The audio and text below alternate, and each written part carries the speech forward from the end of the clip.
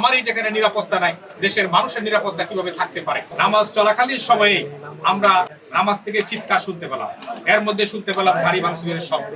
এর মধ্যে আমার গাড়ি ভাঙচুর হয়, এখানে এক উত্তেজনাকর পরিবেশ সৃষ্টি করে তারা এসে গাড়ি ভাঙচুর করার পরে আমার গাড়ি ভাঙচুর হয় এবং আমাদের জারি ইউনিয়নের যে সভাপতি ওনারও মোটরসাইকেল ভাঙচুর হয়।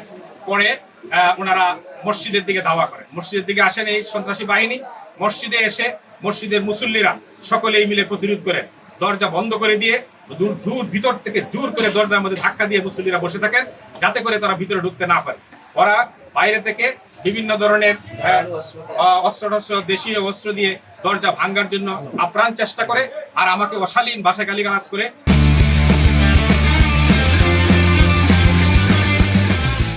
আমাদের জয়নাল ভাইকে গালিগালাজ করে, নাইব আমির সাহেবকে গালিগালাজ করার পরে এইভাবে আমরা ভিতরে বসেই থাকি, ভিতরে অবস্থান করি। তারা বাইরে থেকে চেষ্টা করে আমাদেরকে ভিতরে ঢুকে আমাদের উপর আক্রমণ করার জন্য, কিন্তু মুসল্লিদের প্রচেষ্টায় তারা আর ভিতরে প্রবেশ করতে পারে নাই।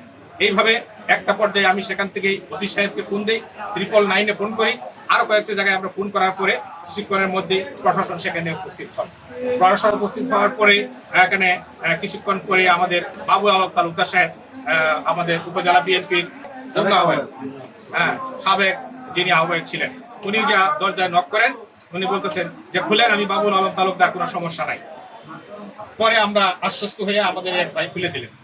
খুলে দেওয়ার পরে উনি ভিতরে ঢুকলেন, ঢুকে উনি দুঃখ প্রকাশ করলেন যে ভাই, যা ঘটনা হয়ে গেছে যেমন আকাঙ্ক্ষিত, আমি ছিলাম না, এই সেই ওনার কথাই বললেন। এর মধ্যেই এসে ইশতিয়াক আহমদ বাবু, তিনি উপস্থিত হলেন। উপস্থিত হয়ে তিনি বললেন, তিনি এখানেও বসলেন, আমাদের সাথে বসে কথাবার্তা হলো। আমরাও বললাম কি ঘটনা ঘটলো, তাদের সাথে বললাম এই ঘটনা। পরে ওনার এক পর্যায়ে বললেন, চলেন এখন চলে যাই আমরা। আমি বললাম যে চলে যাবো, আমাদের জেলা আমির সাহেব আসতেছেন, আমরা অপেক্ষা করি। না, আপনারা চলেন, আমরা চলে যাই, আপনাদেরকে আমরা নিরাপত্তা দিয়ে আপনাদেরকে পৌঁছাই দেবো, এই কথা ওনারা বললেন। এখন আর কেউ ডিস্টার্ব করবেন, এই ধরনের কথাবার্তা ওনারা বললেন। পরে আমরা বের হলাম, এর মধ্যেই ওসি সাহেব আসলেন, আরো প্রশাসনের লোকজন আসলেন। প্রশাসনের লোকজন, বাবুল আলম তালুকদার সহ, তারা সহ আমরা সকলে বের হলাম। বের হয়ে আমার গাড়ির অবস্থা দেখি, ড্রাইভারকে দিয়ে গাড়িটা আমি পাঠিয়ে দিলাম।